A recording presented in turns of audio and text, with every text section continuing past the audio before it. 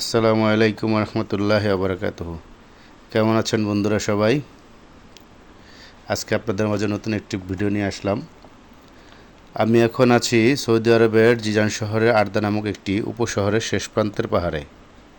এই পাহাড়টি দুটি দেশকে বিভক্ত করেছে, একটি হচ্ছে সৌদি আরব আর একটি হচ্ছে ইয়েমেন। এই পাহাড়ের অর্ধেক সৌদি আরবে অবস্থিত এবং অর্ধেক হচ্ছে ইয়েমেনের মধ্যে অবস্থিত। এই পাহাড়টি অনেক উঁচু, এতটাই উঁচু যে এই পাহাড়ের উপরে উঠলে নিচে কিছুই দেখা যায় না, শুধু মেঘ আর মেঘ।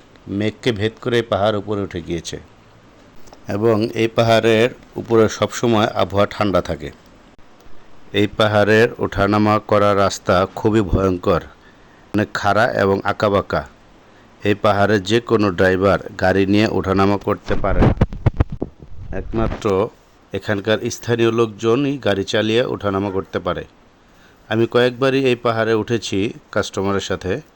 কাস্টমারের বাসায় কিচেন ক্যাবিনেটের মাপ আনার জন্য কাস্টমারের সাথে তাদের বাসায় গিয়েছি।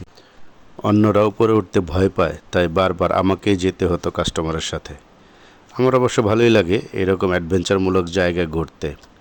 সৌদি আরবের এরকম বেশ কয়েকটি পাহাড় ওঠানামা করার অভিজ্ঞতা আমার হয়েছে বিভিন্ন কারণে। তো এই পাহাড়ে অনেক বাড়িঘর আছে, প্রচুর পরিমাণে বাড়িঘর আছে, যেটা নিচের থেকে বোঝা যায় না। উপরে না গেলে বোঝাই যাবে না যেটা এই পাহাড়ে এত বাড়িঘর আছে। পাহাড়ের নিচের কত বাড়িঘর, তার চেয়ে বেশি বাড়িঘর আছে। এবং এখানকার মানুষদের জন্য সরকার সব ধরনের সুযোগ সুবিধা দিয়ে রাখছে। এখানে হসপিটাল আছে, এখানে পার্ক আছে, এখানে বিভিন্ন ধরনের বিনোদনমূলক প্রতিষ্ঠান আছে, যেমন কমিউনিটি সেন্টার আছে, আরও অনেক কিছু আছে।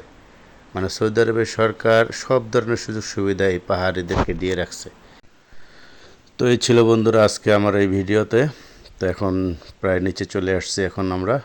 আমি এখন আমার ভিডিওটা শেষ করে দিচ্ছি। তো বন্ধুরা, আমার ভিডিওটা যদি ভালো লাগে লাইক করবেন, শেয়ার করবেন এবং সাবস্ক্রাইব করে দিবেন। সবাইকে ধন্যবাদ। আসসালামু আলাইকুম রহমতুল্লাহি ওয়া বারাকাতুহু।